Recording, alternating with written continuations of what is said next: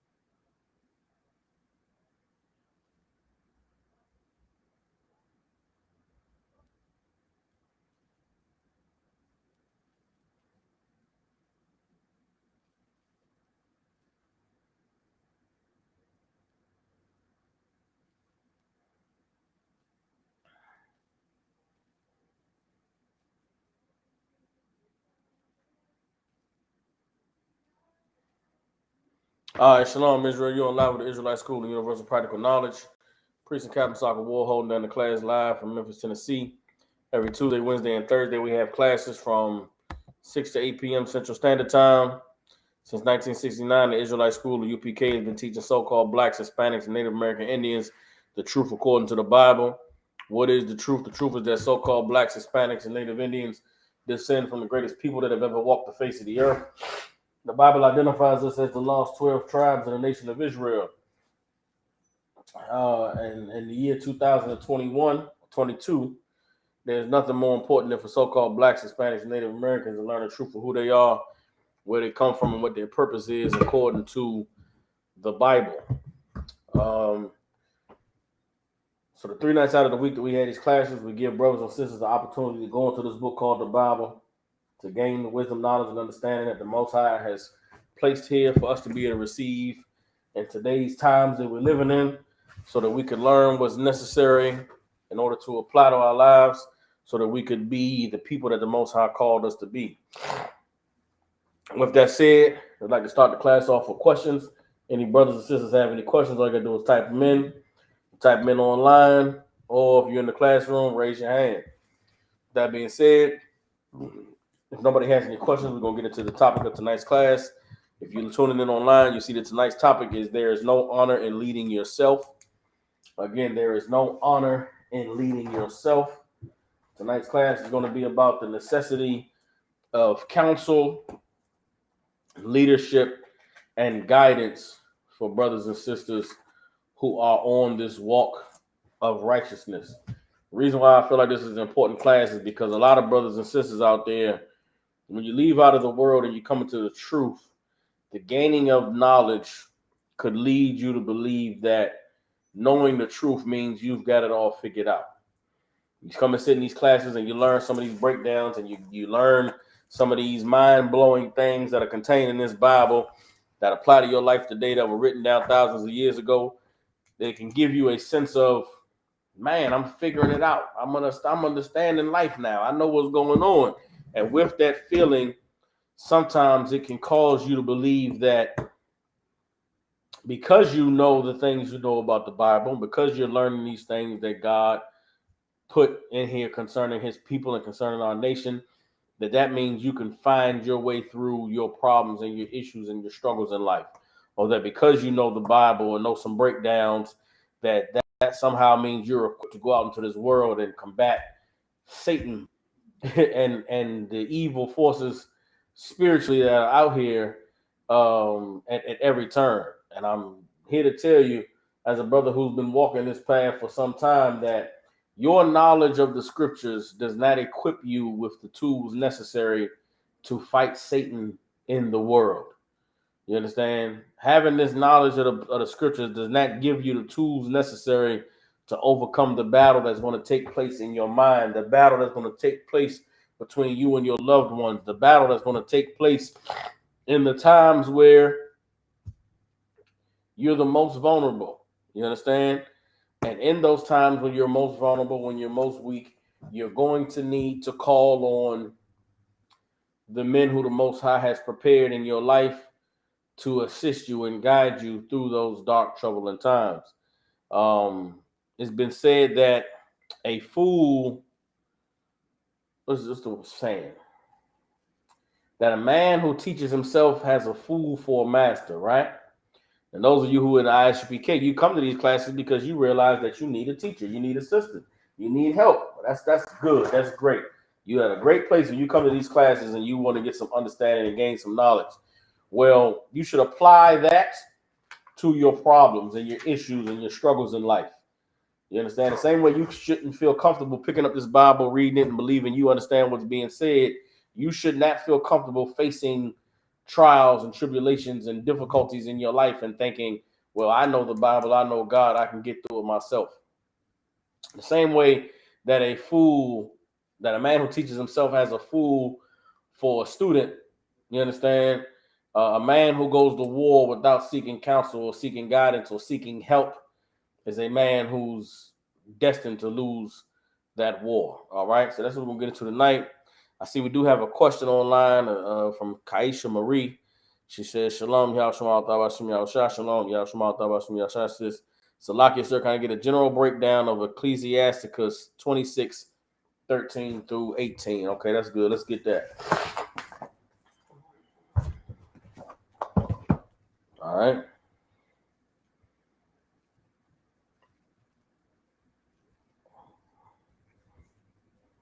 Bear with me.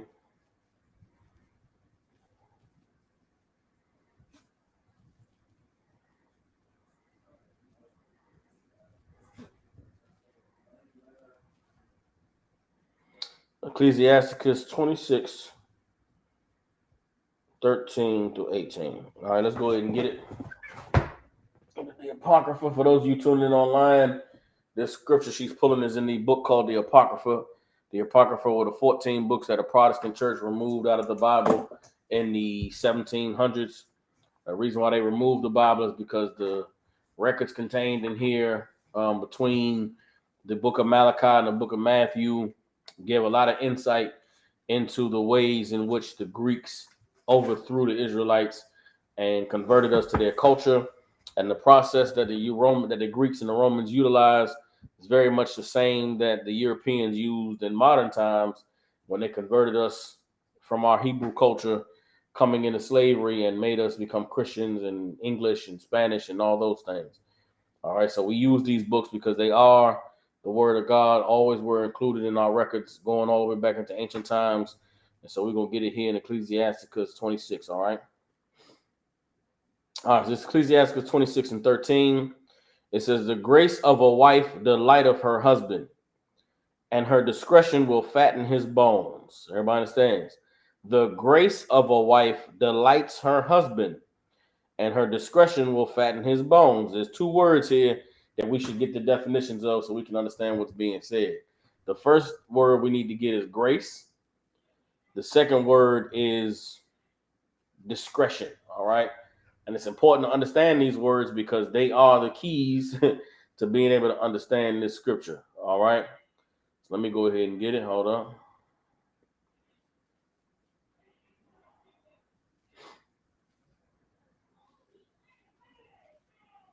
All right, this is grace in the Merriam-Webster's dictionary. There are two contexts, okay?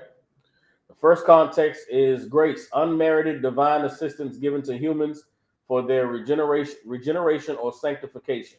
And we know that's not the context that's used in this scripture because a woman isn't God or a high power, all right? So it's not talking about the grace of God or the grace that comes from a higher power. So let's go to the next context. The second context of the definition of grace is approval or favor. All right, approval or favor. Also, a special favor. All right, like a privilege. All right. The third context they give here is bear with me. The third context they give here is a charming or attractive trait or characteristic. Everybody understands. So we're gonna go with the second context, which is approval or favor. Grace is a word that's used in the Bible to describe a woman who is Okay. All right. Grace is a word that's used to describe a woman's femininity in the Bible. So grace is used like she was she was giving. She was, easygoing. She was eager to please her man. The Bible uses grace in that context. You understand? So when it's talking about grace in it here. Let me give you an example of that in the Bible, all right? Let's get Proverbs chapter 31.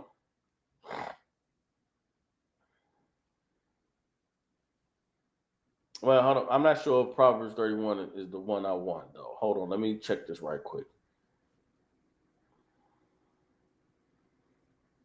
Okay, so I'm gonna get it. It's Proverbs 31 and 30, right? Proverbs 31 and 30. It says, "Favor is deceitful and beauty is vain, but a woman that feareth the Lord, she shall be praised." All right. The favor, it says favor is deceitful. Favor in this context is talking about a woman that's just all over a man, or a woman that's just eager to give herself to a man, just open to just, take everything. A woman being favorable towards a man. You know what I'm saying? Historically, even going back to biblical times, the dynamics between man and women was almost it's still as it is today. Well, not I don't know about today, but it used to be a man goes and pursues a woman. You understand? The man goes and he finds a woman and he tries to woo her, tries to seduce her, tries to get her to fall in love with him. The man goes out to get the woman. You understand? It wasn't the woman go and find a man and grab a man up and be aggressive and she be all ultra. I know how to get what I want. That wasn't how the dynamics between men and women were in our society and our culture. So biblically, a man is trying, biblically, the relationship dynamic when you first meet a woman is you're trying to court her. You're trying to gain her favor, gain her attraction, get her to like you, get her to open up to you, get her to let you in. You understand? And in biblical times, as it is today, many women have a wall built up. Why? Because a woman has to protect herself. A woman has to be on the lookout for men who try to present themselves to be one way when they just trying to have sex with them or just trying to get something out of them. You know what I'm saying? Of course, when we had a better family dynamic in our community, the fathers and brothers were in place to protect women as well. But even in biblical times, women didn't just get married off to men. It wasn't just, yeah, you're going to go marry Jonathan. It was, this woman had a relationship with this man. No man wanted to marry a woman that didn't want him. You know what I'm saying? When you read in the Bible about dowries and about marriage, it wasn't just some father saying, yeah, I'm going to sell my daughter to this guy. That's not how it worked. This man met the daughter and, oh, she's beautiful and she's so sweet and she looked like she's precious. He go talk to the father about it and they have a conversation and the man got to meet the woman and try to see if there's some chemistry there. And the father goes to the daughter and say, hey, so-and-so came and asked about you. And the daughter's like, well, daddy, I don't really like him. It was a whole thing. You know what I'm saying? So favor is a woman showing that she likes you, showing that she's open to get with you, showing that, hey, if you put, you know what I'm saying, if you make that step, I might make the step too. You know what I'm saying? That's grace. A woman being graceful, being gracious is like, man, she's just so smooth. She's just such a lady. You know what I'm saying? A woman coming in, just checking on a man, baby, you at a public function, baby, you need a drink or something, you good? No, baby, I'm straight just talking to the fellas. All right, and she just disappeared. Just float around the room. She talking to her sister. She's somewhere. She's leaving her man alone. Maybe she'll walk by and just smile at him and wink at him or do something cute, something pretty. Man, she's so graceful. That's grace. A woman's favor, a woman's kindness, a woman's, showing her love and affection and attraction to a man. All right. So please say it now. The Bible in Proverbs 31 and 30 says that favor is deceitful, meaning what? You're a man out there, just because a woman is being favorable towards you does not mean that she's a good woman. Just because a woman is all on you and being nice and rubbing on your shoulders and, complimenting you, your outfit and, wanting to buy you a drink, that don't mean that's the kind of woman you're supposed to choose. Don't be deceived by a woman's favor. Don't be deceived because a woman is gracious towards you. You understand? If anything, most of you brothers out there, you look at yourself in the mirror. You know the kind of man you are. You should wonder, why is this woman being so sweet to me? Why is she all on me like this? What have I done to gain this woman's favor? Is she trying to set me up? Is she trying to trap me? Is she running game? A lot of brothers don't realize that the same way that men go out and try to run game to get a woman, women are running game to get you. Especially in these times where men are very important. A strong man, a man of morals and principles, a man of God is a very rare and precious thing. And if there's a way that a woman can lock a man like you down, she'll do anything to do it. Just because a woman is kind and nice to you and just being sweet and favorable doesn't mean that you should marry her. You understand? That's what the Bible means in Proverbs 31 and 30 when it says favor is deceitful and beauty is vain, meaning you could be fooled by a woman's favor because she could be favorable towards you today. And as soon as you marry her 6 months later, she's the real woman who she really is, and now you're stuck. You understand? Favor is deceitful, beauty is vain. You should not choose a woman because of her looks, because of her body, because of what you think she could do for you physically. You understand? So that's that. Now, going back to Ecclesiasticus 26 and 13, the grace of a wife delights her husband. A woman being gracious towards her husband, man, just bring a smile to his face. She's just so graceful. She's so smooth. She's so kind. She's so sweet, but she's quiet and, she ain't raucous. She ain't, causing no issues or problems for me. It delights her husband, right? And her discretion will fatten his bones. Now, what is discretion? Let's go ahead and get the book of get the dictionary again. Look up the definition of discretion. Now, discretion is going to have some context to it too, so we're going to have to get the right discretion. All right. All right. Discretion. The first definition is individual choice or judgment. All right. Individual choice or judgment, meaning it's up to your discretion. Meaning you decide how you want to handle this situation, how you want to proceed, right? Reading on, it's another definition in that same context is power of decision or latitude of choice within certain legal bounds. So this ain't talking about discretion in this context. This ain't talking about her legal or her authority to make legal decisions or her ability to make decisions, right? I'm gonna go to the next context. The quality of having or showing discernment or good judgment. The quality of being discreet. Everybody understands? It says especially cautious, reserved in speech. Everybody understands? Cautious and reserved in speech. That's the context that discretion is being used in this scripture. The grace of a woman, the light of her husband, and her discretion will fatten his bones. Meaning of what? A woman's graciousness in public, graciousness towards her husband, her kindness, her sweetness, man, it'll delight a man. And her discretion, her quality of discerning or showing good judgment, the quality of being discreet or cautious, reserved in speech, will fatten his bones. Having a woman that knows what to say, or better yet, knows when to say nothing, it strengthens a man. You say that fatten his bones, meaning it'll strengthen him. You understand? Having a woman that's gracious, just kind and catering, but then also knows when to not come around, when to not say nothing, and knows that when she opens her mouth, her words should be few and they should be gracious. It strengthens a man. It's priceless. This is championing a woman who knows how to be loving and caring towards a man, but also knows how to use judgment on when to speak and if she speaks, what to say. And that is something that if you don't have to teach it to a woman, it's a treasure to have that kind of woman. But a lot of women need to be taught discretion. They need to be taught what to say, when to say, and more importantly, when to say nothing. All right. Keep reading. Verse 14. A silent and loving woman is a gift of the Lord. Now you see the thread that's beginning to be woven here. We started out with a woman's grace, a woman's discretion. Now it's saying a silent and loving woman is a gift of the Lord. What is a silent and loving woman? A woman that's quiet and gentle, just quiet and just sweet. Just I don't even ask for a lemonade, and magically lemonade appears in my hand. You know what I'm saying? I'm having a drink. My drink is going down magically. My drink is filled.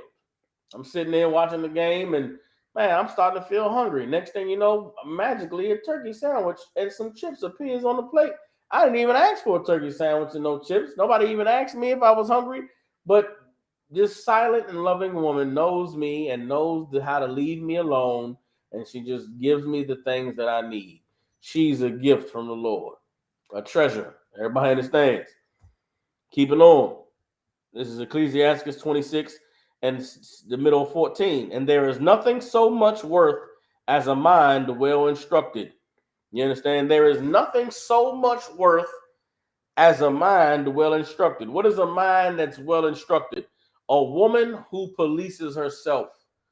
A woman who has been taught and has accepted the teaching that you should check yourself. You should think to yourself, is what I'm about to do, is what I'm about to say wise? Is it helpful? Is it beneficial? What are the consequences of what I'm about to do, what I'm about to say? Every woman needs a man to every woman needs a man to teach her how to police herself. Whether that man is her father, whether that man is her husband, whether that man is her priest or the pastor or the leaders in her life. Women need someone to instruct them on how to police themselves. Why do I say that? Because society teaches women to be shameful. Society teaches women that it is empowering to say whatever you think and express yourself at all times, and you could wear what you want to wear and do what you want to do, and you're supposed to get attention. You're supposed to be in the forefront. You're supposed to be seen and respected, and that all of that is why women are single and lonely, and men have sex with them and never call them again, because you have never been taught how to keep a man. You've never been taught how to be the kind of woman that a man wants around. You know the kind of woman a man wants around? A woman that is silent. A woman that knows how to be quiet. A woman that can sit in a room with me and I'm doing whatever I'm doing and she's doing whatever we're doing, and it's quality time. It takes teaching. A woman has to be taught that. You understand? A woman has to be taught that it's okay for us to be in this room and be silent and not be saying anything to each other, and we're having a good time. We're just hanging out, kicking it. You understand? But and when I say she has to be taught that, meaning I'm not saying there's no women out there who like to just be relaxing in the room when it's quiet. I'm not saying that, but you have to be taught that that's what a man likes. You understand? And you learn it. Either your man teaches you by being in a relationship, being together, and you know that he just like to be left alone sometimes. So you learn to leave him alone, because when you leave him alone, eventually he'll come, hey, baby, what's going on? What you got going on over there? Everything all right? You understand? Or you'll learn that sometimes you talk all the time and he just shuts down and gets quiet and don't pay you no attention. Maybe he needs to be left alone. But a woman that is well instructed, that knows how to say to herself, okay, he needs some space. Let me leave him alone. Let me go just do something. Let me go cook something. Let me go take care of my business. Let me have my own business going on so I don't have to always mess with my husband or bother him. That woman is so precious. She's so valuable. There's nothing more valuable than that. And having a woman who knows how to just be silent and just love me just around here somewhere. You know what I mean? I don't need you next to me all the time. Just be floating around this place somewhere. Let me just see you, walk through the kitchen. Let me see you just walk past the TV. Don't even say nothing. Just be around here doing stuff. That's where that's what most men want their woman to be. You understand? And when I'm ready for you to come be right here, then I'll come and say, hey, man, come sit down. Come chill out. What you doing? Where you walking? Where you going? But don't always be in my face and in my space, but a woman has to be taught that. She has to be taught it. And that's what the scripture is talking about. A woman who has been instructed and knows how to give a man the things he needs without him having to tell her all the time. That comes from her being taught, or being well instructed. All right, Ecclesiastes 26 and 15 now. A shamefaced and faithful woman is a double grace. Now, listen to this. A shamefaced and faithful woman is a double grace. What does it mean to be shamefaced? A shamefaced woman is a woman who is afraid to be embarrassed. She doesn't want to be embarrassed. She doesn't want to do the wrong thing. She doesn't want to say the wrong thing. She's shamefaced. She's very careful because she doesn't want to do anything that's shameful. So she's always calculated in her steps and in her moves. She's, hey, baby, you need anything? Can I do something for you? She's very careful with how she moves and how she handles herself, because she's always careful not to do anything shameful, right? So a shamefaced and a faithful woman. What is a faithful woman? Now, for many years, this word faithful been thrown around, and a lot of people don't have any idea what the word faithful means. And it's important to understand what faithful means in the context of a relationship. You understand? Being faithful in the context of a relationship has nothing to do with a man having more than one woman. A man can be completely faithful to more than one woman. A man can have more than one woman and still be faithful. Everybody understands? Faithful has nothing to do with being exclusive. Let me say that one more time. Being faithful has nothing to do with being exclusive. I'm a man who follows the Lord. I do everything that God said to do. God said a man can have more than one woman. I am perfectly capable of being faithful to my wife and being faithful to my wife and being faithful to my wife and being faithful to my wives. I'm faithful to all my wives. Now, how can a man be faithful and he had multiple women? Because being faithful has nothing to do with being exclusive in a relationship. We're going to get the definition of the word faithful out of the dictionary right now. All right. Read it again. The scripture is Ecclesiastes 26 and 15. A shamefaced and faithful woman is a double grace. You understand? Faithful. First definition. Steadfast in affection or allegiance. You understand? Steadfast in affection or allegiance. What does it mean to be steadfast? To be consistent. Consistent in affection or allegiance. You understand?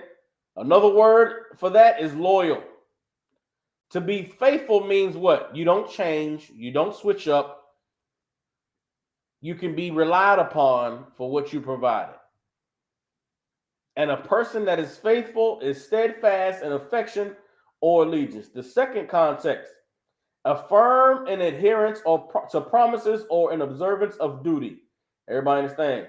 Firm in adherence to promises or in observance of duty. So what does that mean for a relationship? I'm a man, I got a role and responsibility. I got a woman, she has a role and a responsibility. We are faithful to one another when we fulfill our duties to one another, when we fulfill our obligations to one another. As a man, you in a relationship, you have got to be faithful to your woman, brother. You cannot call out from love 2 days out the week. You choose a woman and you marry her, you can't wake up one day and say, you know what, man, I don't really feel like doing the marriage thing today. That's not how life works, brother. If you're a brother out there and you coming into the truth and you hear about having more than one woman and you think it's just going to be sex with a bunch of broads, brother, you should get some counsel. You should not lead yourself and determine how you're going to lead a righteous lifestyle with more than one woman. You understand? Being faithful requires work, a lot of work. You got to work hard to be consistent, to be steadfast, to always be able to be relied upon.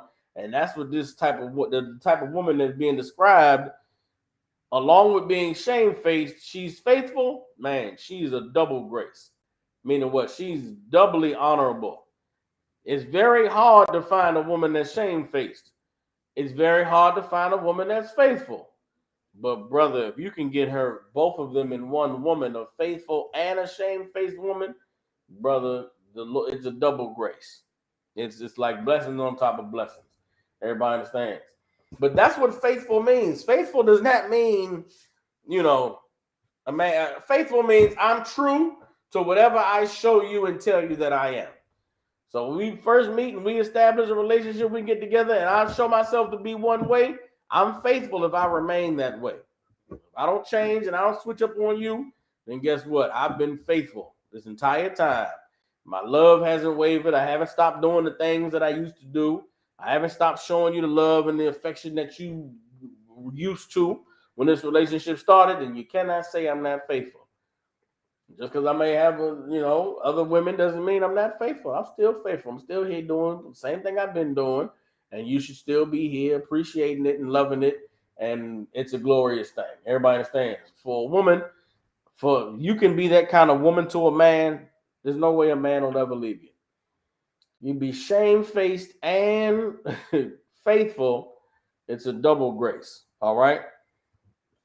Reading on. And her continent mind cannot be valued.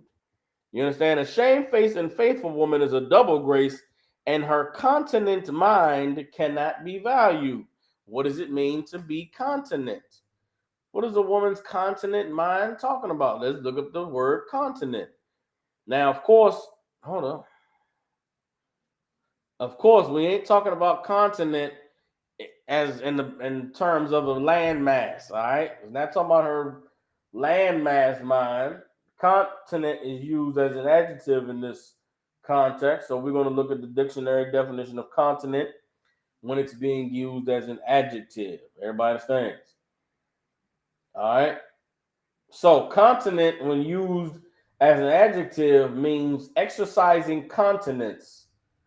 All right, exercising continence. The second context says obsolete or restrictive. All right, but let's go ahead and look and see what continence means. So we have a continent mind, and it says displaying continence. Okay, so here's continence, right? The second context of it is self-restraint. That's what continence is, self-restraint. You understand? And again, this goes back to what I broke down previously about a woman being well-trained, about having a well-trained mind. All right, so a woman who is a continent mind is a self-restraining mind. A woman who knows who understands the discipline of self-restraint. A woman who polices herself. A woman who checks herself and says, "Girl, before you do this, what is he gonna say? Girl, before you say that, how is he gonna respond? Girl, now if you want him to be here, you want him to be around, you know you can't say that, you know you can't do that, because he's gonna shut down, he's gonna be mad, he's gonna leave. So you better not say that, you better not do that." That's a woman who's exercising continence. She has a continent mind. She's policing herself. You understand? And for a lot of you fellas out there, when you first start out with a woman, a big part of establishing a relationship is training a woman to police herself. And if you don't do that, a lot of brothers fail to do that. I don't know why. I don't know if you're scared you're going to lose a woman, scared she ain't going to be with you, she ain't going to desire you. But brother, if you do not, unless your woman was raised by a father who trained her and taught her how to police herself, you are going to have to teach her yourself. And the majority of the women that you are encountering out here, they have not been taught how to police themselves.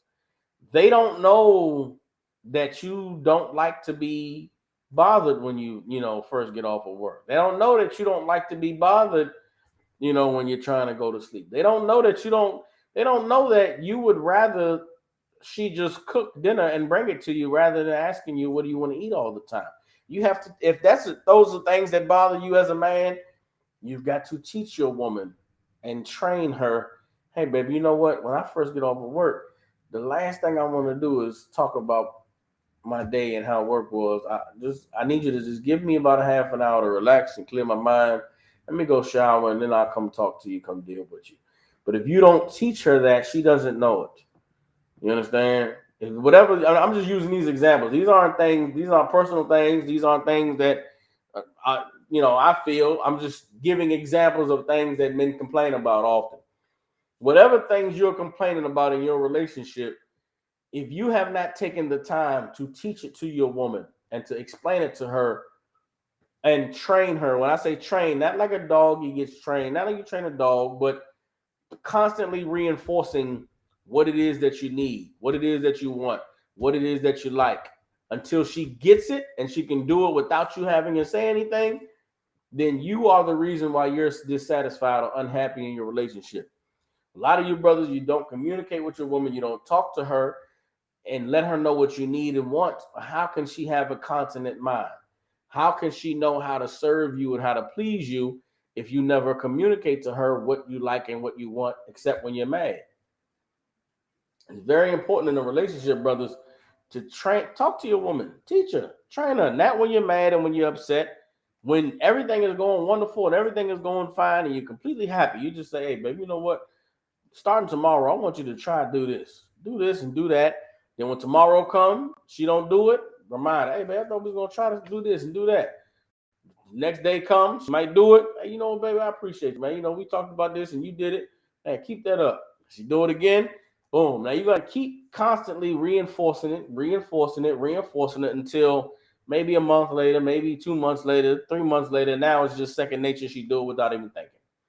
Certain things a woman may say to you might bother you to hear the tone she uses or the words that she say, or even the way she asks a question could bother you. You should just don't be angry about it. Just say, you know what, babe, next time you're going to ask me something like that, ask it like this. Say it like that. You know, when you take that tone, you know what it make me think? It make me think that you talking to me like I'm some hoe, like I'm your child or something. You should never talk to me like that.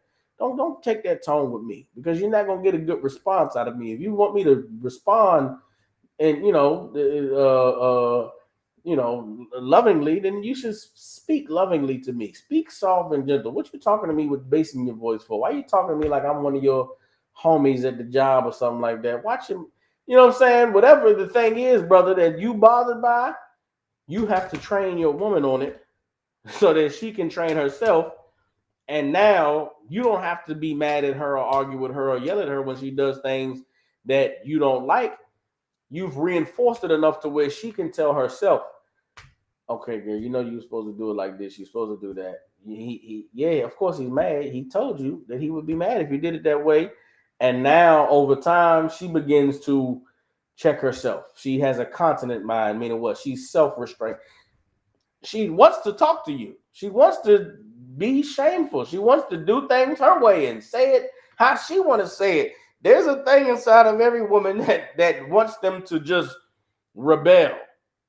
As a man, you can fight that thing all the time, or you can train your woman to fight that thing. You understand? When you do a man and you do what you're supposed to do in a relationship and in a woman's life, you'll be able to train her to train herself. Or when you argue and fight, hey, she brought this on herself. She know what to do to argue and fight with me. She wanted to choose to argue and fight. No sweat. Well, all right, we're gonna have it out. But as a man, if you're tired of having it out about the same things over and over and over again with your woman, you ought to blame, because you are not training her and teaching her what she needs in order to combat herself, which is why you always the one that gotta do it. Everybody understands. And understand this, the reason why I know this sister asked a question and I'm breaking it down for the sister, but I'm talking to the brothers because it's a man's responsibility to do these things for a woman. And it goes in line with the class that I wanted to teach tonight, that there's no honor in leading yourself. This applies to women too, particularly for this subject. A lot of times in relationships, women think that they are doing and saying the things that they want to do and say, when really everything women do is what they've been taught to do by someone else. Right? I'll say it again. Everything that women do in a relationship is what they've been taught to do by someone else. There's some women who grew up in a tumultuous household with a mother who and a father who argued and fought all the time. Well, your woman, if she chooses to argue with you or fight with you over things that you do or say, she's learned from someone else that this is something you got to argue about, girl. You got to say something. You got to speak your mind. You can't let him say that and do that and don't do nothing. You got to raise hell. Somebody taught her to raise hell. So when she's raising hell, she's doing what she was taught to do.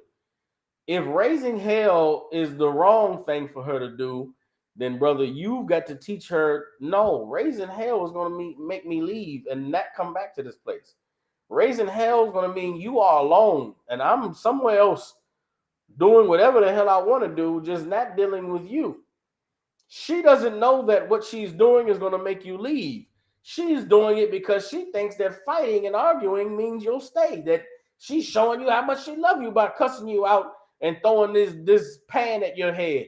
You have got to tell her, arguing with me and throwing pans means that makes me want to leave. That drives me to never want to see you or deal with you at all. If you want me to stay tonight, then you need to learn to say, baby, please don't go. I'm angry. I feel insecure.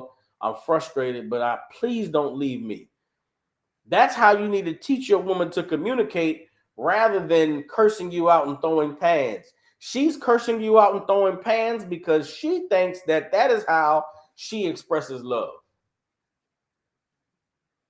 Someone taught her that when you really love a man, you got to throw pans and cuss him out and tell him he ain't shit. Brother, you got to teach her, okay, baby, that is not what you do when you love me. When you want me to stay and you're angry, you have got to learn to say, baby, Daddy, King, my Lord, whatever you want your woman to call you, sir, I am angry and I am frustrated and I really feel weak. I want to yell and I want to argue, but I'm just going to go in the other room and try to calm down. Could you please not leave, because I really would like to see you and just be around you, but I'm angry right now. You tell her, that's what I need from you. Don't expect the next time you argue for her to say that. Expect the next time you argue for it to be cussing and throwing pots and pans. But in the middle of the cussing and the throwing pots and pans, you can say to her, didn't I just tell you that this is not the way to get my attention? Didn't I just tell you that doing this is going to make me leave? Do what I taught you to do. Do what I told you to do. Just use your words and tell me you're angry. Tell me what you're feeling. And after you tell me, if you're still mad and angry, if I can't fix it right now, it's okay. You go in that room, I'll go in this room, but I won't leave, because I know you talking to me is letting me know that you really need me close right now, even though you're angry and upset, so we can be in separate rooms. Even after reminding her, expect her still to cuss you out and do whatever she does and throw pots and pans. You just leave. But eventually, over time, you keep, every time there's an argument or disagreement, you keep bringing up, remember what I told you? Didn't I tell you use your word? This is the time right now that we should be talking. We shouldn't be arguing. I'm not about to argue with you. I'm not about to curse you out. You should just tell me how you feel. Tell me what's going on, why you're upset, why you feeling this and that. Train her. You got to train her. But it's hard work. It's work, brother. It's not easy. It ain't overnight. It ain't just something that happens and you speak to her one time about it and magically she fixes it or corrects herself.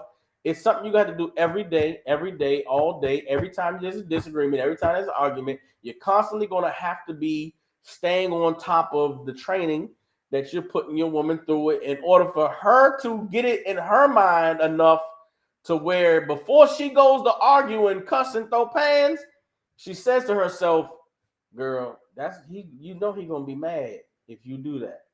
Because he done said 50 times that all we got to do is just use our words. Let me not cuss him out this time. Let me not throw no pans. Let me just take a deep breath and let me talk to him. Let me just tell him what I need to tell him. Let me get it off my chest. Let me just, okay, girl, calm down. Just talk to him. Just say, hey, baby, I need to tell you what's on my mind. You have to train your woman to get her to that point. She won't do it on her own. She doesn't know how to do it on her own. And what I'm saying right now in this class is what women go to learn at counseling. You got a woman that has a therapist, that has a counselor. That's what the counselor does, is tells your woman, well, in that moment when you're feeling that way, how do you express yourself?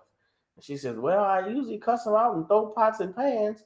So you curse him out. What do you feel like you're expressing when you're cursing him out?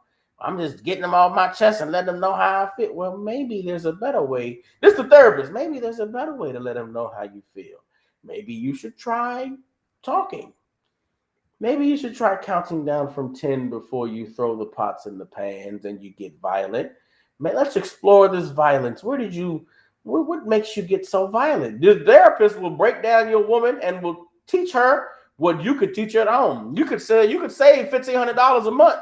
Or, well, I don't know how much therapy costs. My woman will go to therapy, but you could save yourself who knows how much money by being your woman's therapist. But you got to do it in the times when you ain't fighting and arguing. It's work. It ain't easy. It don't happen overnight. But you can teach your woman how to police herself. You can teach your woman self-restraint. But it's a lot of hard work. It ain't easy. It don't happen overnight. But the same way that you as a man need someone to counsel you, someone to give you guidance, someone to help you to assure yourself and to get yourself disciplined, you as a man have to provide that for your wife. So what the Bible is describing here in Ecclesiasticus 26 from 13 down to 17, or down to 18, I believe the sister's question was, these are things that a man has to teach a woman if she doesn't already know them. Okay? I posted a question up there for everybody to be able to see. All right? These are things that if a woman comes with these things, that's a gift and a blessing from the Lord. But if she does not come with these qualities, the only way she'll get them is if you teach her, is if you train her as a man to have these, to be able to exhibit these qualities. Because if she doesn't learn them from you, whatever behaviors that she displays or exhibits, she will have learned them from somewhere else. All right. So let me keep on. Ecclesiastes 26 and 15. Let me just reread the scripture. A shamefaced and faithful woman is a double grace, and her continent mind cannot be valued. So meaning what? A shamefaced, again, a humble woman, a woman who's afraid to shame herself, afraid to shame you. A shamefaced woman, she's calculated in her steps. She thinks before she does anything, thinks before she speaks, because God forbid she do something shameful, right? And faithful, meaning what? She can be relied upon for the things that she brings to the relationship. Meaning you can trust her to come through. You can trust her to be consistent with her affection and with her allegiance. You understand? You got a woman that got both of those, brother, then that's a double grace. You understand? And her continent mind cannot be valued. What is a continent mind? A mind that's a self-restraining mind, a mind where she thinks before she acts, thinks before she speaks. She's policing herself. That cannot be valued. You got a woman that you trained and raised up so that she thinks before she does anything. That's what you want. And understand this, brothers. You want your woman to always be able to answer the question, why did you do it? If you're a man and you have a woman that does things, and when you ask her, why did you do it? She says, I don't know. Then you got to do more work as a man to build her up. You got to do more work as a man to make her better. You got to do more work as a man to require more of her. No one that's a grown adult should be able to answer any question with, I don't know. Meaning a question about what they've done. You got a woman, brother, and she's doing things. You should ask her, man, why did you do that? Even if it's something good she did. Man, why did you do that? And then she tell you, well, I was thinking about this and that. And, I was, Passover coming up, and I want to do this. You say, damn, baby, that's amazing. That's excellent. I thank the Most High for you for that. That's beautiful. Always ask the same questions you ask a woman when you're upset. You got to ask them when you're not upset, or else she'll always think you're upset when you ask a question. So sometimes she do something amazing, something wonderful. You say, damn, baby, what made you do that? She said, well, babe, I was thinking, I know you be doing this and that, and I know y'all got to go to camp this week, and I just figured, if I bought you some socks, you'd have some, some strong socks to wear. You say, damn, baby, that's beautiful, man. You thought about me. I wasn't even thinking about that. Man, I love you, girl. You so precious. You so special. Then now she do something wrong. She do something that don't make no sense to you, something completely idiotic, or something that just doesn't make any sense, boggles your mind, and you say, hey, why did you do that? And she say, I don't know. Now you can teach her.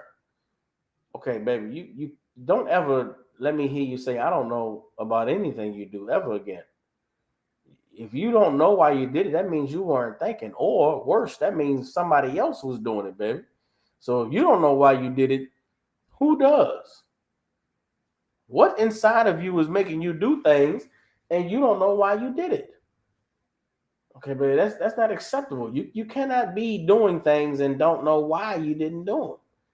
Now she's aware that, damn, I'm doing things and don't even know why I'm doing them. Now you got her questioning herself, like, well, why did I do it?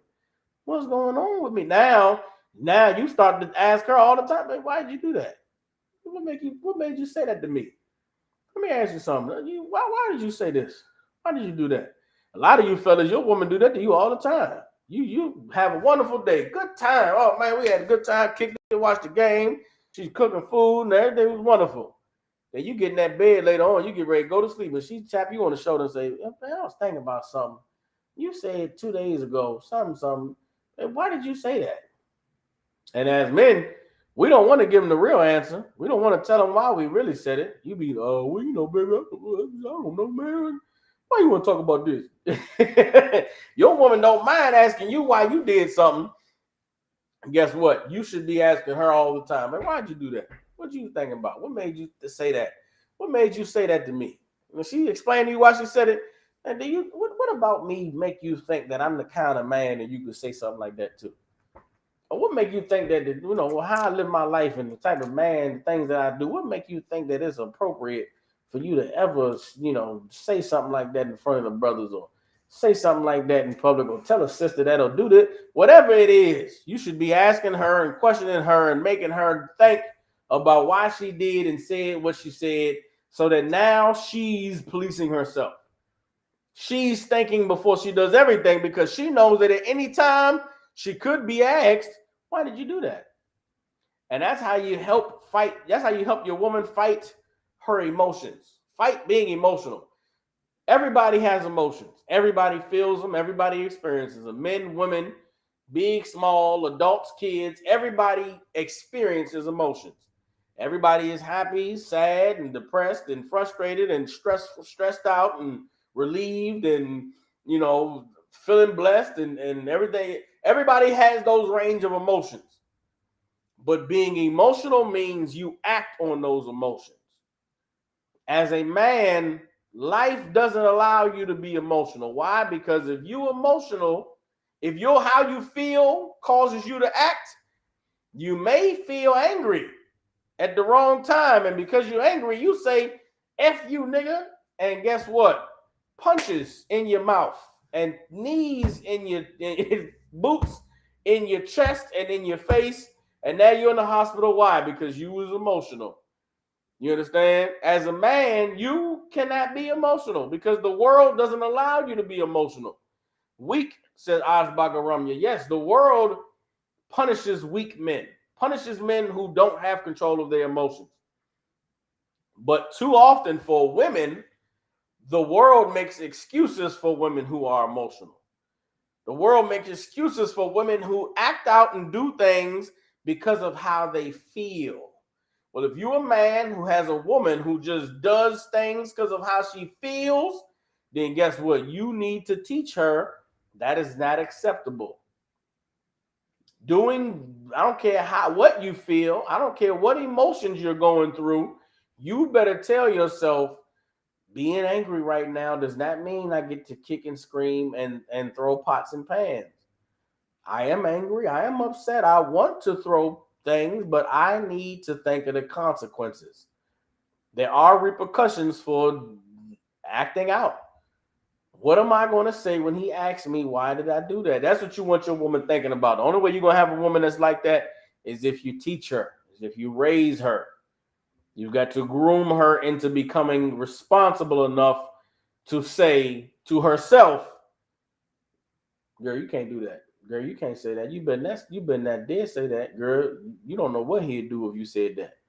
Girl, if you did that, it's gonna be bad. It's gonna be ugly. You can't say that. You gonna get us in trouble. Your girl need to be saying to herself, "Gonna get us in trouble. You're not getting me in trouble. I'm not doing that. I'm not saying that. You gonna get me yelled at. You gonna have me going to counsel. Girl, you gonna make me miss the Passover.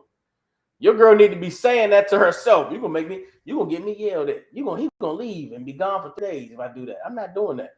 I'm not saying that. He ain't gonna come back. I'm not saying that to him. That's not naturally in most women. That's not naturally in them. You have to teach that into them. You understand? And that's leadership. That's having oversight. That's being responsible to someone else for their actions and their behaviors. As a man, if you have a woman in your life, you are the one who she should be responsible to. You understand? And if she's not responsible to you, then she will be held responsible by the school or some other authority. Why any man would want anyone else having authority over his woman but him is beyond me. Whatever authority the school has in your life and in your marriage with your woman, you should have that authority. But if you don't take that authority, the school will.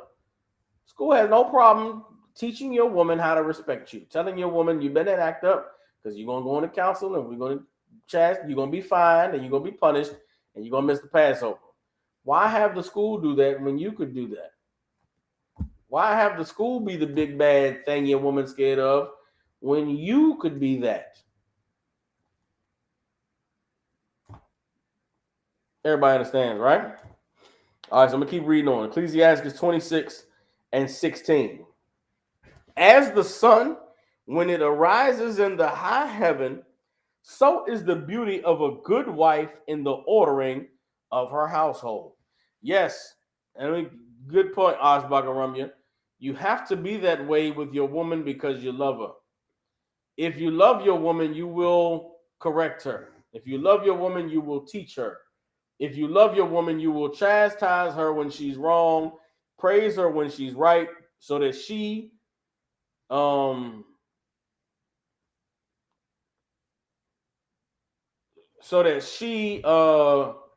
knows how to do the things that are pleasing and satisfying to you. Because ultimately, as a man, you want to love your woman. You want to give her what she needs. Well, in order for you to be able to love her properly, you've got to teach her how to be the type of woman that you want to love. Or else the thing inside of her or the society, the world, or the influences she has will teach her to be evil towards you, to run you off. Everybody understands? All right, so Ecclesiastes 26:16. As the sun, when it arises in the high heaven, so is the beauty of a good wife in the ordering of her household. Meaning what? The sun rises and it's bright in the sky, and it's such a beautiful, wonderful day. Well, that's the day with a woman who orders her household. A woman who gets up and just takes care of business. Who knows what the business could be? Not every woman is a cooking and cleaning woman. Not every woman get up and want to cook breakfast and clean the house. That's cool. You don't have to be that kind of woman. But you better order somebody to do it. If you're a woman and listen, some of you sisters out there, you working a job, a slavery, a difficult slavery, a hard slavery. You working crazy hours on that slavery. Guess what? You ain't got to come home and cook and clean all the time. You got that hard slavery, baby. Sometimes, hey, maybe your man will cook and clean, or we slaving so hard, maybe you could order out. You understand? Maybe you order out. Order us some dinner. Don't ask me what I want to eat. You know what I like. How about I just hear the doorbell ring and I go to the door and it's pizza, or it's it's Moab food, Chinese food, or here goes some soul food. Damn, who got this soul food?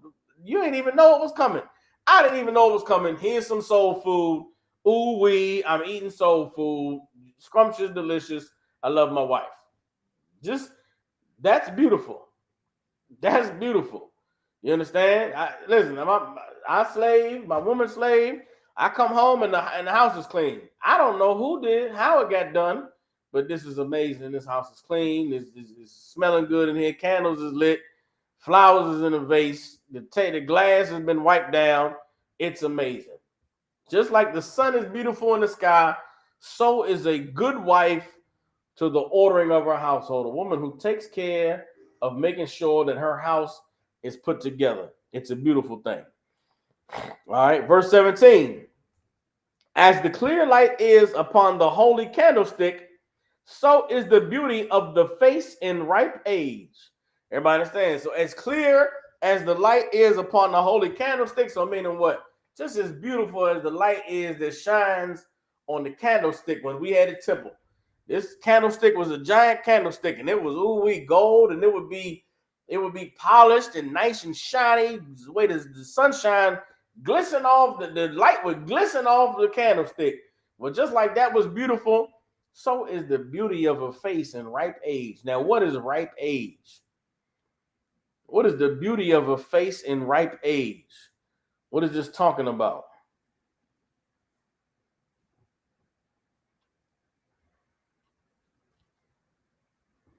For time's sake, I'm gonna give it to you. The beauty of the face in ripe age means the face of a woman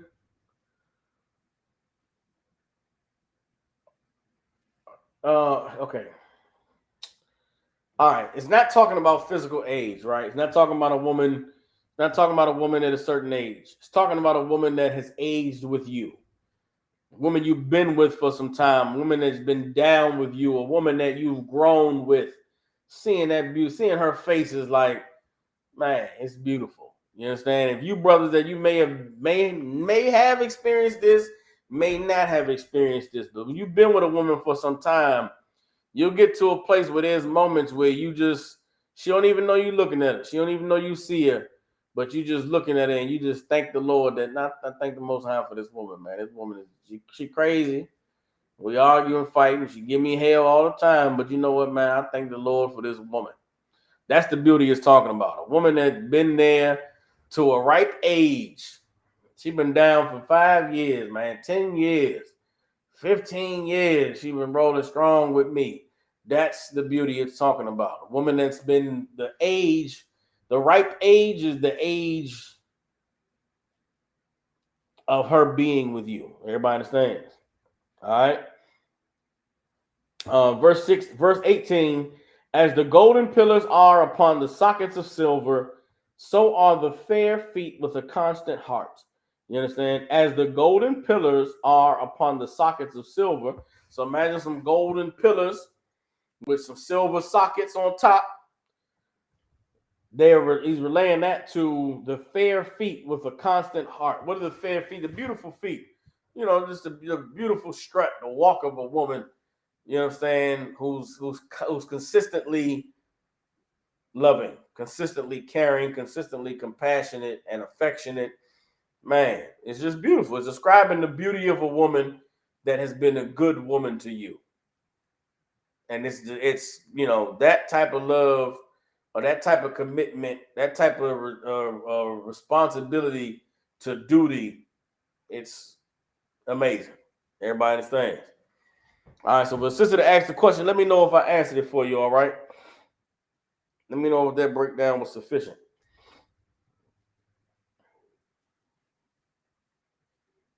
All right.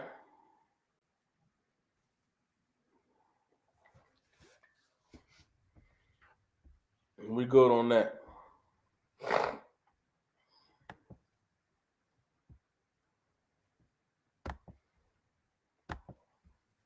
Any other questions online before I move on to the topic?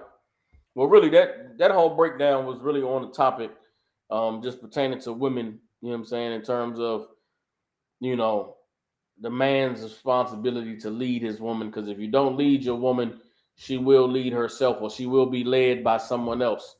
A lot of women think they're leading themselves, and really they're just doing what they saw on the TV, doing what they heard from somebody on the radio, doing what they saw in the movie, doing what they saw their mama do or their aunties do growing up. You understand? As a man, you have to know that whatever your woman is doing, however she's behaving, it's something that she was taught to do. something that she was instructed. It's not something she created on her own or came up with herself. And so if your woman is influenced by the world or by society, then you as a man just have to take up the challenge of being her greatest influence. And as a husband, with everything a woman gives to a man in a relationship, even if you just on service level, a woman having sex with you, brother, she should be doing what you tell her to do. And you brothers out there, you selling yourself short if you got a woman that'll give you her body, do what you ask her to do in the bedroom, and as soon as you're done in the bedroom, all your authority is out the window. That's your fault. You're to blame for that. You're selling yourself short. For a woman to give her body to a man, she should be doing everything else you tell her to do. And if she's not, it's because she is influenced by something greater than you, because you will not assert yourself. You will not position yourself in her life so that she would listen to you and follow you. Now, I don't know about y'all, but as a man, I cannot be outdone by the world. I cannot let the TV teach my woman more than I do. She's my woman. I lay down with her, so she, guess what? She's going to obey me. She's going to follow me. She's going to do what I tell her to do, and not do what the TV tells her, not do what the radio tells her, not do what she learned watching her mama when she was a little girl growing up. Everybody understands? All right. So with tonight's class, what I wanted to discuss was the necessity. Hold on. What I wanted to discuss with tonight's class is the necessity of having leadership and guidance in our lives. And for brothers and sisters who are in the truth, for all of us that, if you've been here for enough time, you understand just how precious the leadership in the ISUPK is, and the responsibility that we take as priests and prophets of the Most High, and really servants of our nation, to do the work that's necessary to help brothers and sisters heal and to become brand new and to grow into being a righteous man and woman. And for those of us who have been on this path for any amount of time, you know that it's not easy. It's very difficult to begin walking this path. And there's a lot of mistakes that are made, and there's a lot of, places where you can stumble. I just wanted to remind brothers and sisters that there is no honor in you leading yourself. You understand? I started the class by saying, for a lot of us, when we first come into the truth and we begin to learn these scriptures and learn these things that are contained in this Bible, it can make you feel like, man, I'm figuring it out, man. I got it figured out. I know God, and I know what it means to be righteous, and I know what it means that we're supposed to obey the law. And because of your knowledge, you learning these things about God, you think that because you know scriptures, that now you're equipped to battle Satan in the world. Because you know the scriptures, you're equipped to go and battle your family and battle the people who would dare come up against you, loving God and obeying him. And I want you to know that just because you know the scriptures, it does not mean that you are prepared to fight any battles in your life. The knowledge of the scriptures is not all you need to fight. And so the same way you come to class and you ask questions when you want to get knowledge of these scriptures, and you learn by asking questions and sitting in these classes, you have to do the same thing when it comes to overcoming your personal hurdles. When it comes to overcoming the troubles in your life, the things that you can't fix, the situations that you can't fix or solve, don't try to go at it alone. Don't try to figure your way through your situations. Don't try to say, well, I'm a man, I can figure it out. No, brother, you cannot. And you should not. It's not honorable to do that yourself. The same way you could pick up the Bible and read it and be like, okay, I'm getting the Bible. You don't do that. You come to class and you ask questions and you raise your hand. Well, you should do the same thing with your personal battles. You trying to overcome some illness, or you trying to overcome some demon or something that's holding you back in your life, then you should seek counsel. You shouldn't say, well, I go to class every day, I can figure it out. No, you know, brother. You understand? That is not wise. You know what I'm saying? They say that a man who teaches himself has a fool for a student. You understand? A man who goes to war by himself is a man who's destined to lose the battle. You understand? And the truth is here so that you don't have to war by yourself. You don't have to lead yourself. The truth is here so that you can get the help you need, so that you can have the assistance and the guidance, you know what I'm saying, and the ammunition to be able to overcome the things that you are struggling against. All right, so we're going to get some scriptures on that, all right?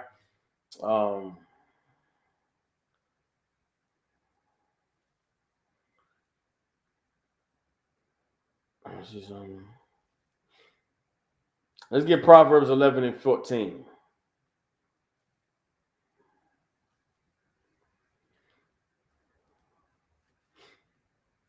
All right, Proverbs 11 and 14. All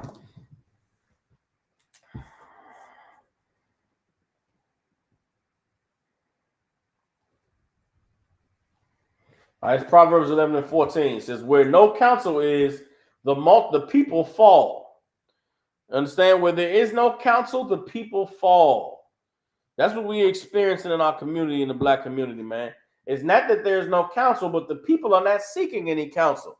Think of the people you've known in your life and the different ways that you've seen people fail, and you've seen them take losses, and you've seen them suffer setbacks. A lot of the things that we are suffering in our community and the people is due to there being no counselors. There's nobody that brothers and sisters are going to get the answers, to get the help that they need. Everybody think that they got some get rich quick scheme. Everybody think that they got something they're going to do and they're going to come up quick. But how many of those people have someone who they can go to say, man, you know, let me know if this is a good idea? How many people have someone they can go to say, hey, do you think this will work? And if they don't have those people in their life, then guess what? They are going to fall. All right? But in the multitude of counselors, there is safety. Everybody understands? In the multitude of counselors, there is safety. What makes you safe? Getting counsel. Asking help. Saying, Salakia, I'm going through this, I'm dealing with that, and I don't know if I'm doing it right. Can you help me? There's safety in seeking help. That's what counsel is. Counsel is it's help. It's guidance. It's what you need to, know that you're proceeding properly, knowing that you're taking the right steps. You understand? And the same way that a man or a woman will have a coach in anything, you got, if you go get a slavery, your new slavery, if you don't know what you're doing, what do they make you do?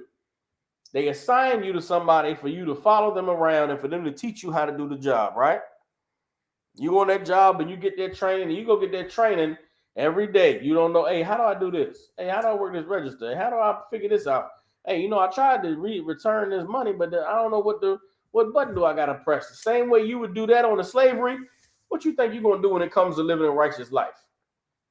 You think you're just going to come sit in class and now you got ways to fighting Satan and to fixing all your problems and avoiding all the pitfalls? Nah, there's going to be some things that come up and you say, hey, you got to make a phone call. It's like, yes, sir, man, I got this going on, that going on. I'm thinking I should do this, but, is that the right thing to do? Guess what? After that phone call, you're going to know what's the right thing to do. You won't have to know about it. You won't have to wonder. You'll be assured. You know what I'm saying? Asbach and Rami said an apprentice, con. You understand? And no matter where you go in life, no matter what endeavors you venture into, everybody starts out as an apprentice. Everybody starts out needing to be taught. Everybody starts out needing somebody to hold their hand. Why would walking the path of righteousness be any different? Why would serving the Lord be any different? What make you think that you're going to learn the truth and now you just serving God? That's not how it works. Majority of us, no matter how long you're in the truth, you're going to need somebody to hold your hand. You're going to need somebody to walk you step by step through this thing and how to do it and what to watch out for. Then when you stumble and you fall, you're going to need somebody to say, listen, brother, you shouldn't have did that. You should have did it like this. I know, swear. Listen, don't let it happen again. Get up, brush yourself off. We're going to go keep pushing forward, but don't let it happen again. We need that. That is what allows us to grow. That is what makes us better. But if you have something inside of your mind telling you that you don't need to go through that process, that you don't need anybody to show you how to do this, that is what you're fighting. That is the thing that is holding you back. That is the thing that is defeating you. That is the thing in your life that has always held you back, has always defeated you. How do you shake yourself from that? You don't know. That's why you're still doing. You're still following that thing that destroyed you in the world. Why would you be in the truth with the knowledge of God and understanding these scriptures without getting the help you need to apply it to your life?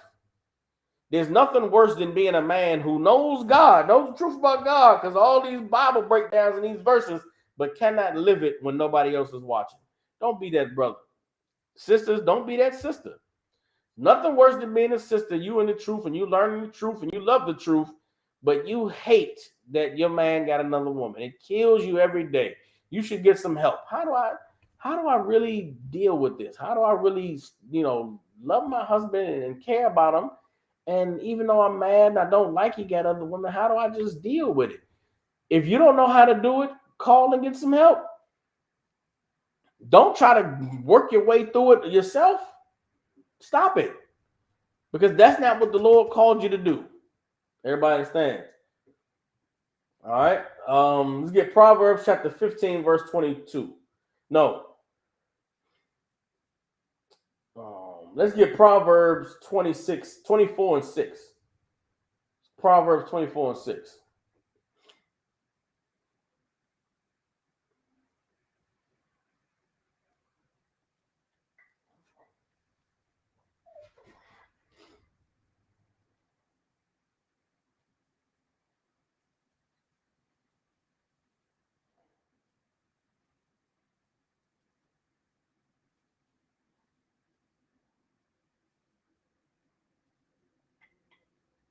All right. This is Proverbs 24 and 6.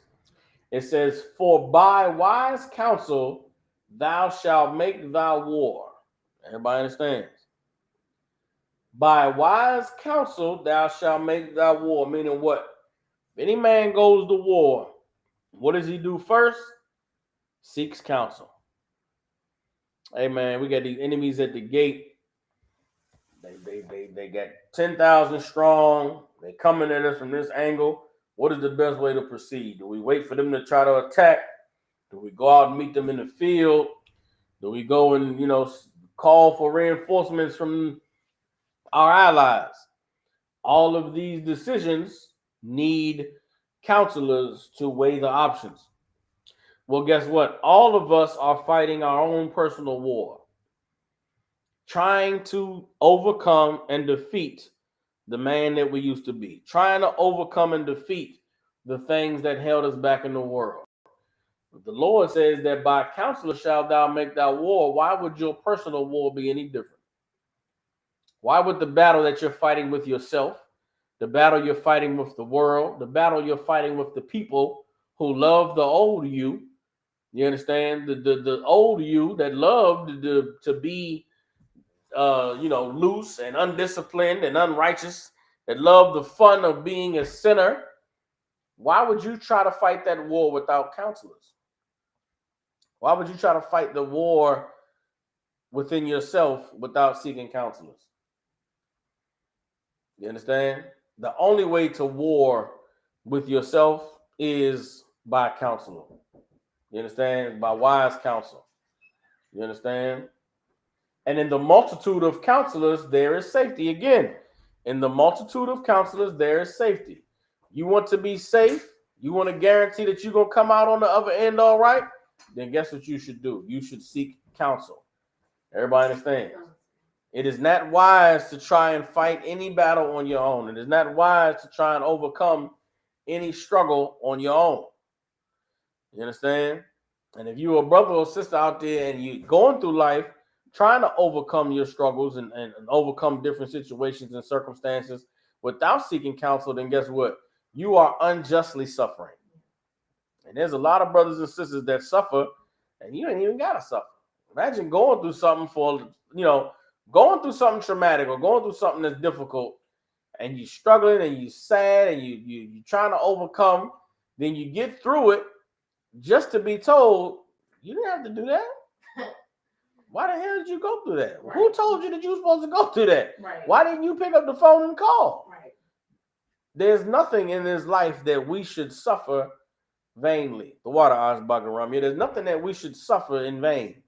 You understand? Anything that you suffer, it should be for the Lord. And how do you know if something you're suffering or going through is for the Lord?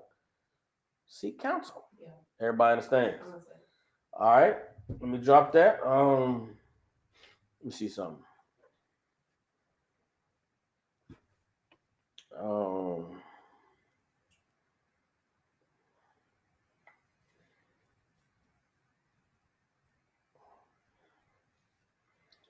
Bear with me.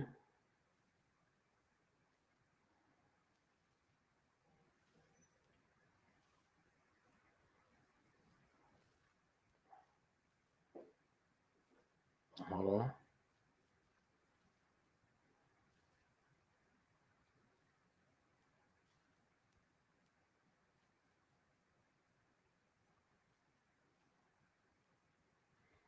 Let me get hold on.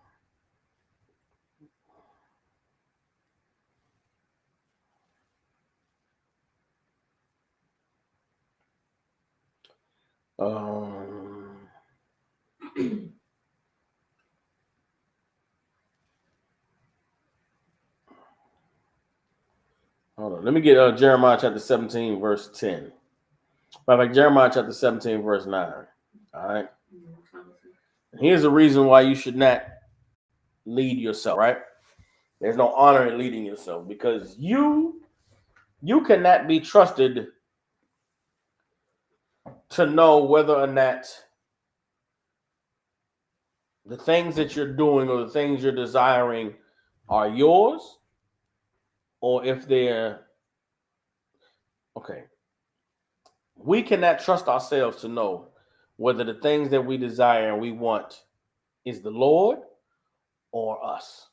Everybody understand? A lot of things that we desire in life are it's our flesh.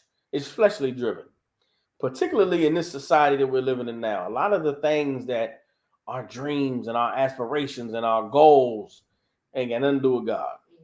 You understand? One and I don't understand this. There's nothing wrong with wanting to accomplish things, wanting to setting goals for yourself and achieving them, right? But it doesn't mean it has anything to do with God. For instance, wanting to own a house, right? You want to own a house, that's cool, that's nice. You can develop a plan, go to school, work hard, and you can go get you a house. But is it God's will that you have a house?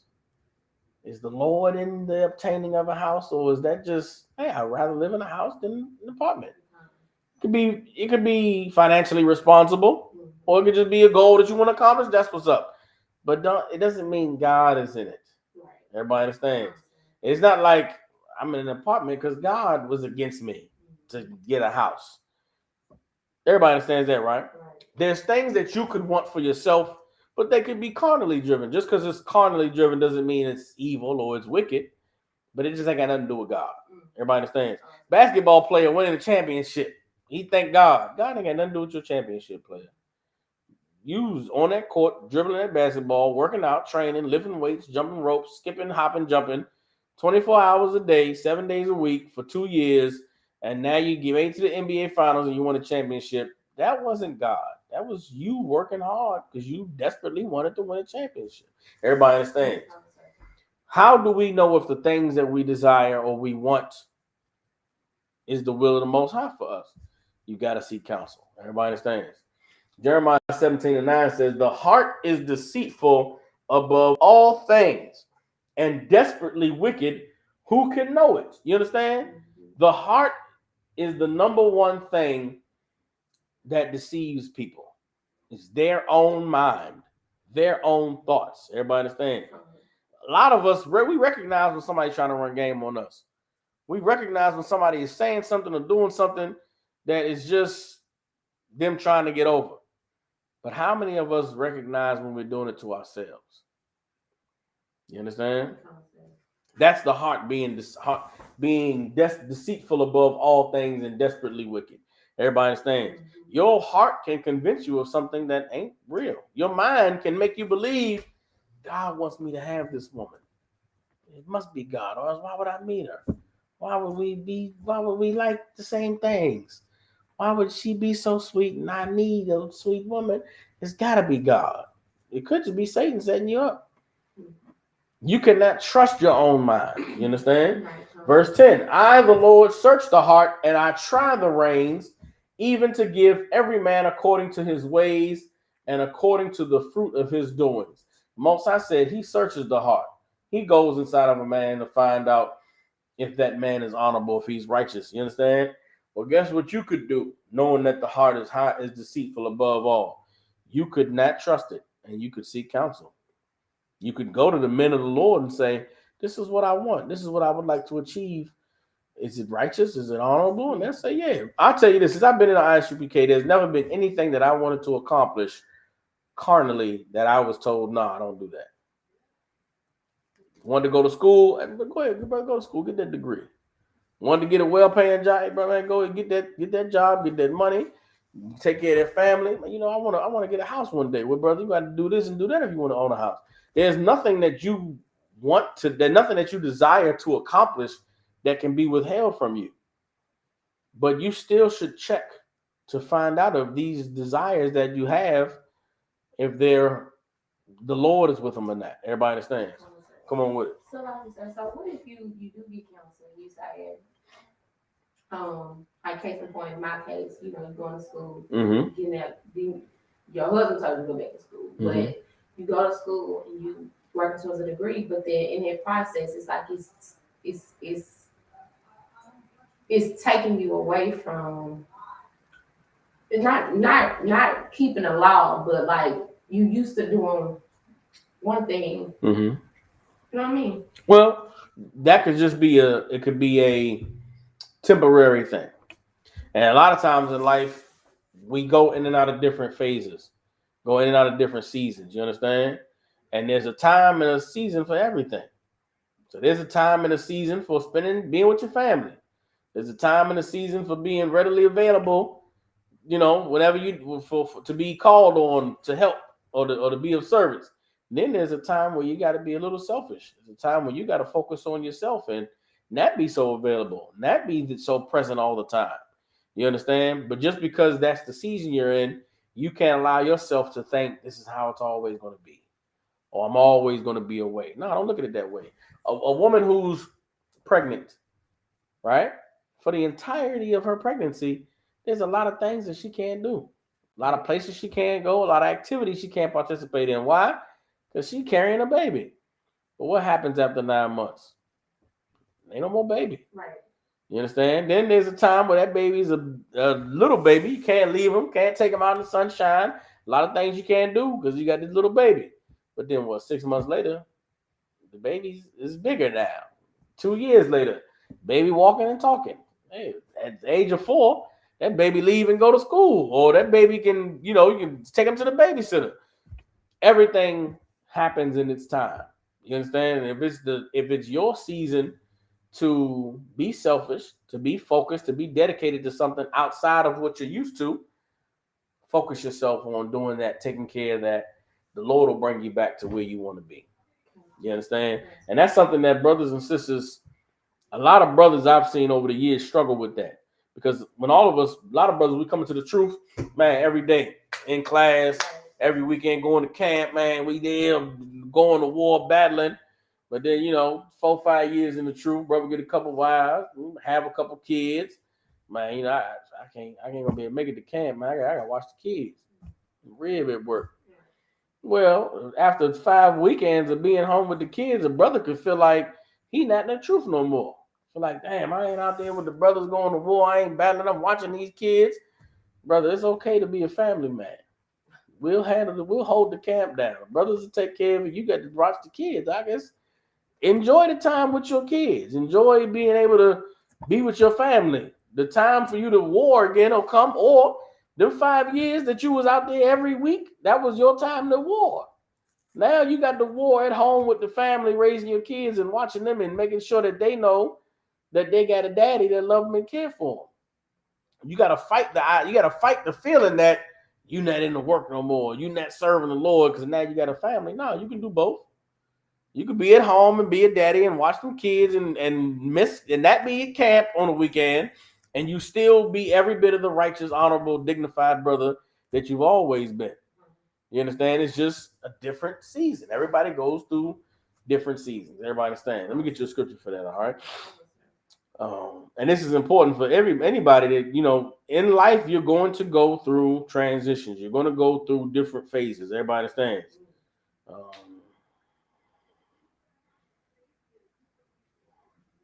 Ecclesiastes 3:1. And this is particularly important for brothers and sisters just coming into the truth. When you first come into the truth, you are going to have to sacrifice a lot.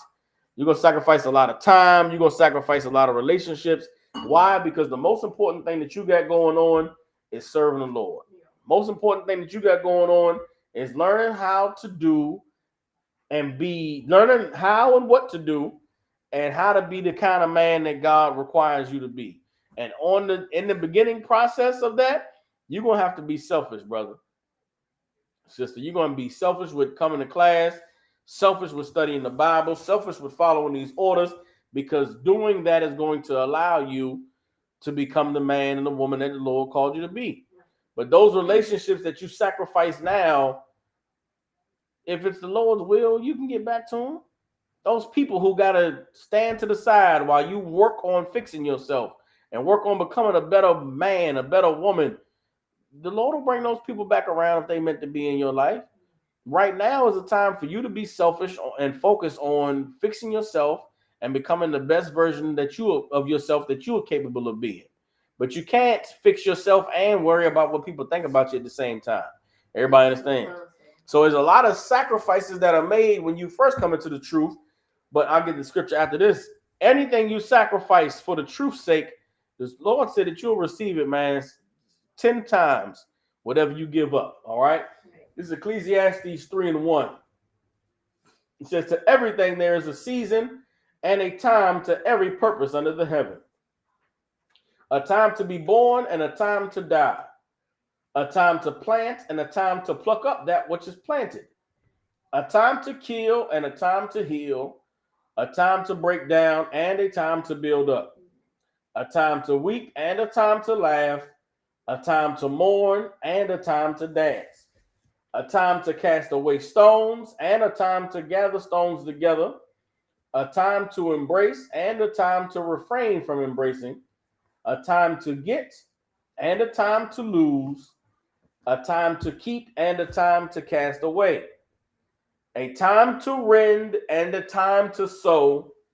A time to keep silence and a time to speak. A time to love and a time to hate. A time of war and a time of peace. Everybody understands? So there's a time for everything.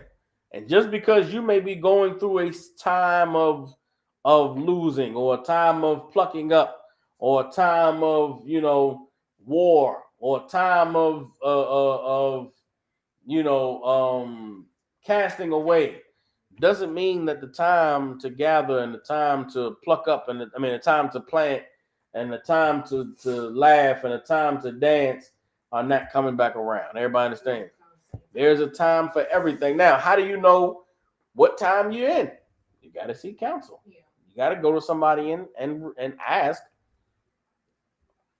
how do I get through this? Everybody understands?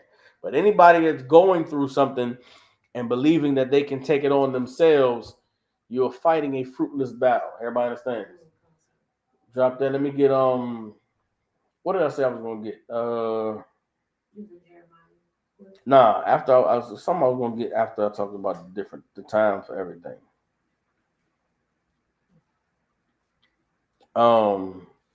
If I could, Ecclesiastes was written by Solomon. Ashbaka Rami. If you go back to the beginning of Ecclesiastes, Solomon tells you it's him.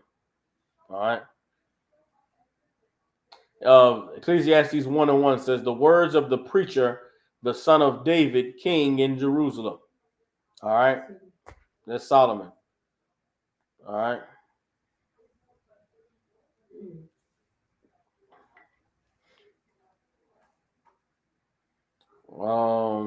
Let me drop that. Oh, something I wanted to get in the New Testament. Something I think Christ said.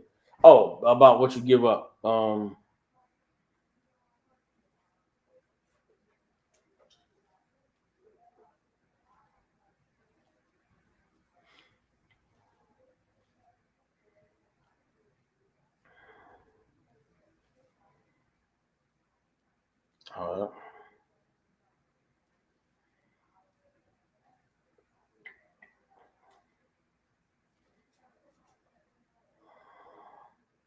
All right, this is Matthew chapter 19, verse 27, all right? All right, it's Matthew chapter 19, verse 27. It says, Then Peter answered and said unto him, Behold, we have forsaken all and followed thee. Understand this. Them brothers that follow Christ, they had to give up everything. They had to forsake all. Them brothers that follow Christ, they was married, they had kids, they had mothers and fathers, brothers and sisters, people who cared about them and loved them. And they gave it all up to follow Christ. They dropped everything. All their responsibilities, all their worries, all their cares. They dropped everything and followed him.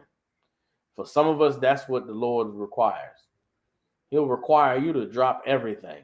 Give it all up. And there's brothers I know is in this work of the Lord that gave up everything to serve the Lord, to come into the truth. Gave up families, gave up marriages, gave up relationships for 20 years. They gave it all up. Why? To serve the Lord, right? So Peter said, we gave up everything and followed you. What shall we have therefore? Matthew 19:28.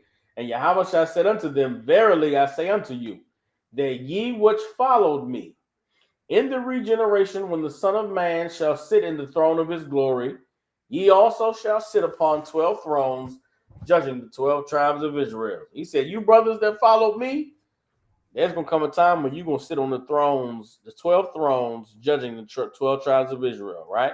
So he's speaking to his disciples that y'all going to rule with me one day. Now, what about everybody else?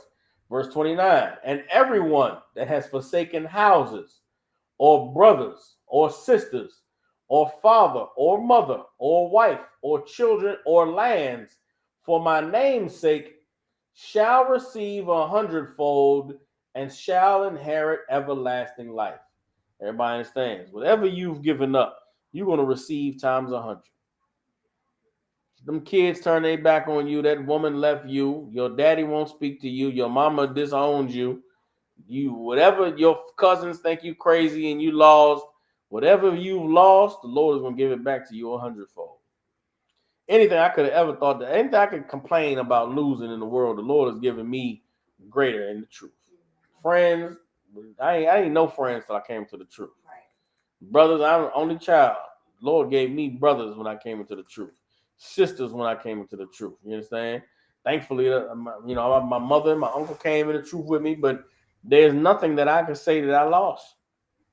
The Lord just he just required a time of it seeming like I was losing, a time of me seeming like I was, things were falling away, when really that time when I thought I was losing, the time I thought people were leaving my life, the Most High was just preparing people to come into my life.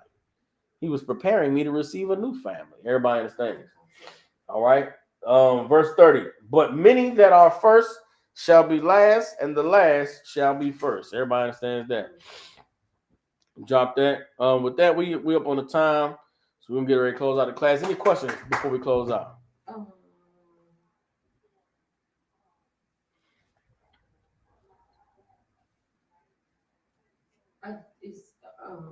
Excuse me.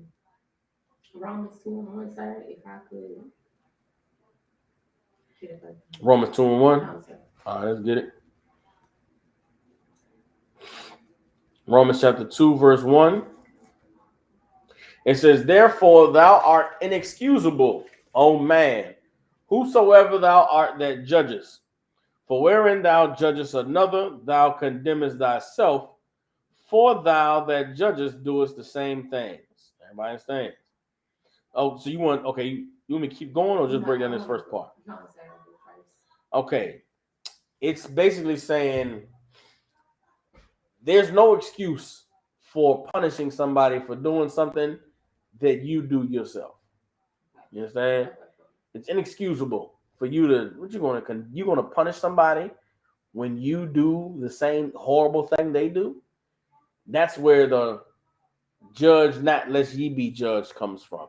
This is Paul going into that statement of judge not lest ye be judged, meaning whatever you judge somebody for, you're going to be judged for the same thing. So you better be careful. You out here, the Pharisees and Sadducees were stoning men. You can't be stoning somebody for sinning when you sin too. You understand? So it was this was the doing away with the stoning, because if you're worthy of death, if he's worthy of death, then so are you. So how could you stone him when you deserve death as well? Everybody understand? Now today, guess what? We judge righteously. The men who sit in judgment in Israel today, they are not sinners. They are not men who are doing the things that they are judging men for doing. Also, too, we don't physically punish anybody.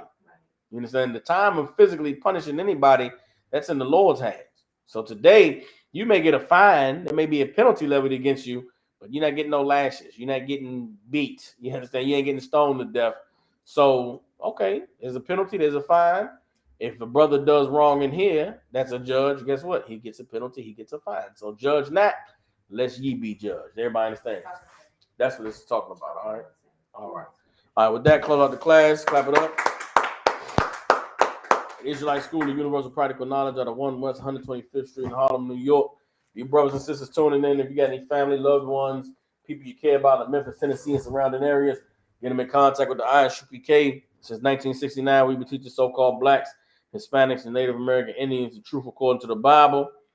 The truth is that so-called blacks, Hispanics, and Native Indians descend from the greatest people that have ever walked the face of the earth. The Bible identifies us as the lost 12 tribes of the nation of Israel. With that, we have classes every Tuesday, Wednesday, and Thursday from 6 to 8 p.m. Central. Tithes is a commandment. 10% of every penny of any increase give to the school. That any brothers want to be troopers in the school, start wearing all black. Imajim, which means to stand. We give one courtesy salute. Men of Israel, Imajim Shabbat, Imajim, Barak, Yahweh Shem Yahshua Barakathum. Yachim Matah, turn to face the sisters. Give the sisters one courtesy salute. Men of Israel, Imajim Shabbat, Imajim, Barak, Yahweh Shema Latham Ba'Shem Yahweh Shah. Yachim Matah, class dismissed.